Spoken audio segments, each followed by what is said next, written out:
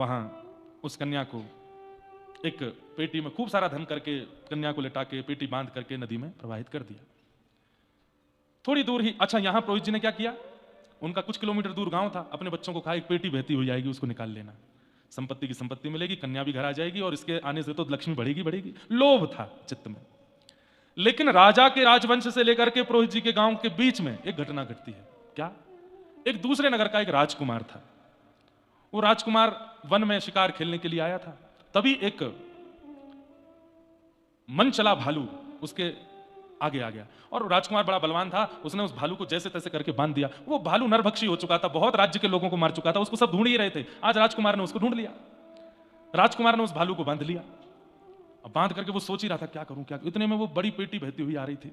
उस राजकुमार ने पेटी को किनारे किया, बड़ी भारी, खोल के देखा तो असंख्य सोने चांदी हीरे जवाहरात भरे हैं और ऊपर एक छोटी सी लाली लेटी है। उस राजकुमार की कोई बहन नहीं थी। उसने कहा आज विधाता ने मुझे बहन दी है, और देखो बहन आई भी तो कैसे आई, कितनी संपत्ति लेकर के आई है साथ में, अपने जीवन का पूरा निर्वहन, ये तो उसकी कुंडली में ही था, वो जहां जाएगी धन धान्य से भर देगी।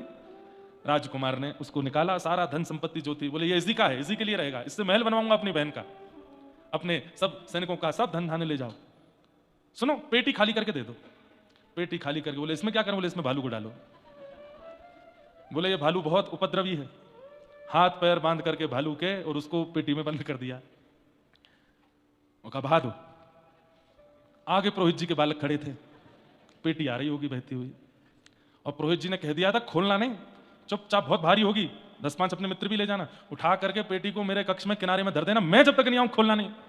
बालक बोले पिताजी की आज्ञा। इतने में पेटी बहती हुई आई, विशाल, लगे सब एक साथ नदी में से उसको निकाला, बड़ी भारी, 10-15-20 लोग लगे उसको उठाने में, उठा करके ले गए। बोले पिताजी ने कहा था हमारे कमरे में चुपचाप धर देना, खोलना नहीं। यहां पुरोहित जी सब कार्य करा करके शाम को लौट के आए। पिता कहां है पेटी? आपके कमरे में रखी है, बहुत भारी है पिताजी। हाँ भारी तो है, चलो भोजन पानी करके सब सो जाओ। सब सो गए। पुरोहित जी कमरे में गए, जैसे ही पेटी खोली, नरभक्षी भालू निकल करके आया, आंखें नोच ली, विदीर्ण कर दिया, नष्ट कर दिया, पूरे परिवार को खत्म कर दिया उसने। पाप के बाप का नाम क्या है? लोभ। और ये लोभ नहीं आना चाहिए। नाथ की प्राप्ति करने वाले में लोभ नहीं होना चाहिए।